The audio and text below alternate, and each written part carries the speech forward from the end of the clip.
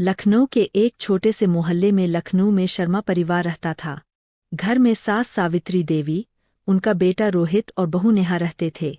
सावित्री देवी पूरे घर की जान थीं। सुबह 5 बजे उठना, पूजा करना, सबके लिए नाश्ता बनाना, रोहित का टिफिन तैयार करना और नेहा के साथ घर के काम में हाथ बंटाना, यही उनकी दिनचर्या थी।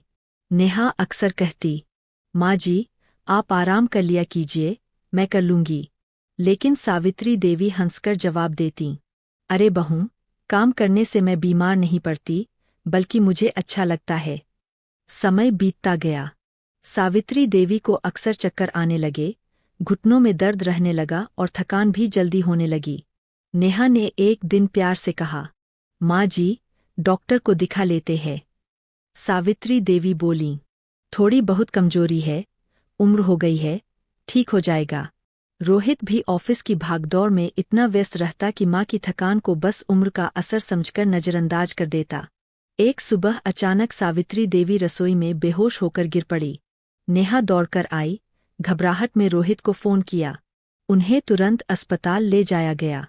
डॉक्टर ने बताया कि उन्हें तेज ब्लड प्रेशर और शुगर की समस्या है और लंबे समय से कमजोरी को अनदेखा किया गया है।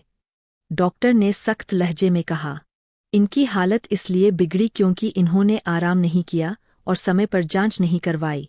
इस उम्र में सेहत की अनदेखी खतरनाक हो सकती है। रोहित की आंखों में आंसू आ गए। उसे एहसास हुआ कि जिसने पूरी जिंदगी उसके लिए त्याग किया, उसकी सेहत के बारे में उसने कभी गंभीरता से सोचा ही नहीं। अस्पताल से घर आने के बाद नेहा ने एक बड़ा फैसला लिया। उसने घर का पूरा काम अपने हाथ में ले लिया। खाना अब हल्का और पौष्टिक बनने लगा। समय पर दवाई, रोज की सैर और डॉक्टर की नियमित जांच, सब कुछ नेहा खुद देखती। एक दिन सावित्री देवी ने भावुक होकर कहा, बहू, मैं तो सोचती थी कि मैं ही इस घर का सहारा हूँ, लेकिन आज समझ आया कि मेरा ख्याल रखने वाला भी कोई है।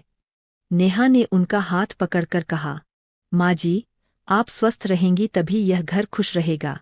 आप ही इस घर की नींव है। धीरे धीरे सावित्री देवी की तबीयत सुधरने लगी। घर में फिर से हंसी लौट आई।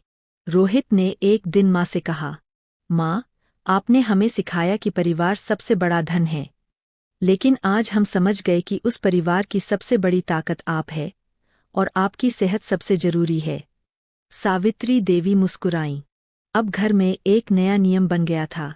हर महीने हेल्थ चेकअप और रोज कम से कम आधा घंटा माँ का आराम समय। कहानी की सीख, माँ पूरे परिवार का आधार होती है। वह खुद की तकलीफ छुपाकर सबकी खुशी का ख्याल रखती है। लेकिन अगर माँ ही स्वस्थ नहीं रहेगी, तो घर की खुशियाँ भी अधूरी रह जाएंगी।